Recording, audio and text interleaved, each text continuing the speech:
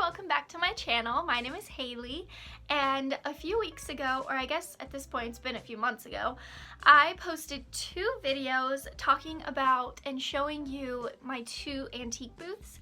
I do have a vintage store, and I used to operate primarily online, but I've decided to move more into like housewares and furniture and stuff, and so obviously I can't sell that stuff online because it's breakable and some things are really big, and so I ventured into opening an antique booth, and I did this at the antique mall that is really close to my house, and things were going okay, but I didn't quite love the culture there, and I'm not going to get into it because I don't want to like trash talk this business or anything, but I just didn't feel like I was welcome there, if that makes any sense. The workers were a little bit rude to me sometimes for no reason, and they kind of treated me like I didn't know what I was doing, or like I was stupid because I am so young, and most of the vendors there are, you know, in their 60s, 70s, 80s, like they're way older than me. And so I just didn't feel welcome there. And so I decided to open a second booth to try it out at a different antique mall. And the culture there was completely different. Everybody there is so welcoming, so warm, and I just really loved it there. It was just time to close it and to just focus on the second booth, and so that is my only booth now. It is booth number 134 in the garage at Speedway Antique Mall in Tucson, Arizona. I will have the address linked down below, and I have condensed my 2 booths into one, and it looks so nice. It looks so much more full than it did before, but not in like an overwhelming type of a way. And I just love it. It's cute. I have more opportunity for making more money because I don't have that extra overhead of the first antique booth that I have to pay for. So now I just have the one booth rent and both booths into the one, and so it makes more sense financially. Does that make any sense? I don't know. I'm beginning to ramble. That's the tea on me closing my booth and why I did it. And let's go ahead and get into the tour. So here is an overview of the booth as you walk up to it. As you can see, I have the exact same displays as I had in my other 2 booths. I just now have them in one location instead of spread across 2 locations, as well as most of the items in the booth. However, I do have some new things that you guys have not seen yet. This table is from the 50s, and it is so cute, and it does have a leaf.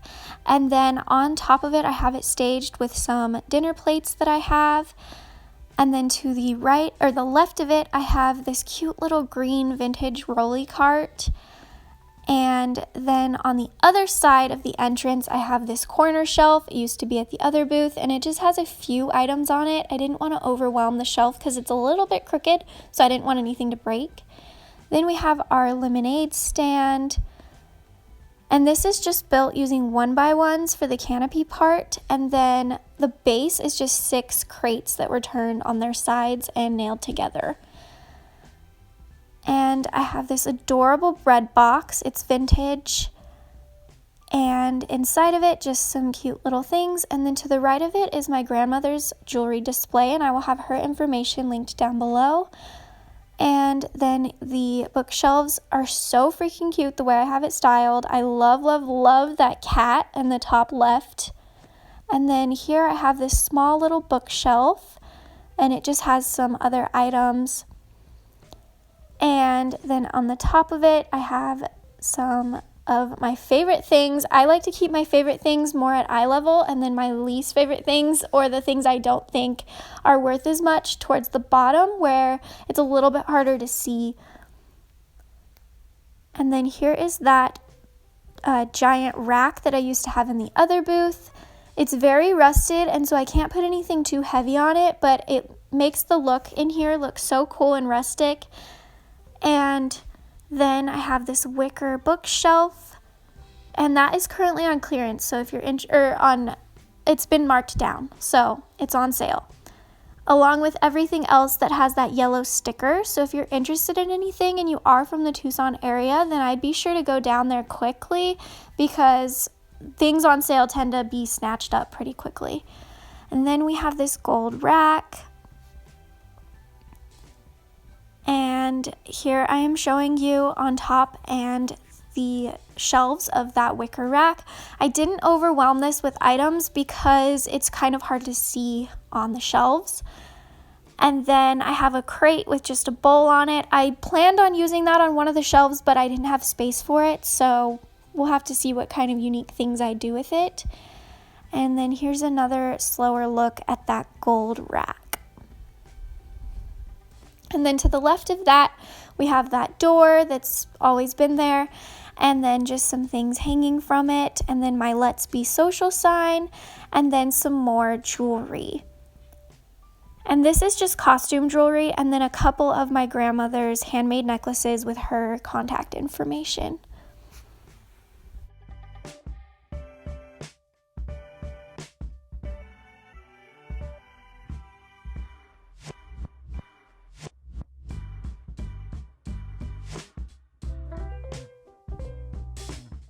So what do you guys think? Do you like my first antique booth that is now closed, my second antique booth before condensing it, or this last booth, which is the same booth but both booths combined? Does that make any sense? I don't know.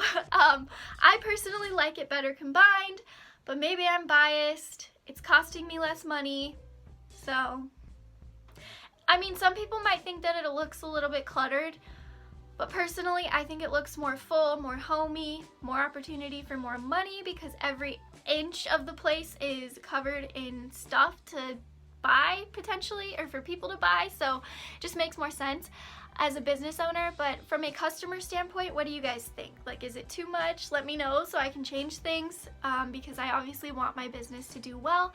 If you are ever in the Tucson area, or if you're from Tucson, then be sure to check out the Speedway Antique Mall. There are tons of really cool booths with really cool things from all periods of time, so be sure to check us out, and I will see you guys in my next video. Bye!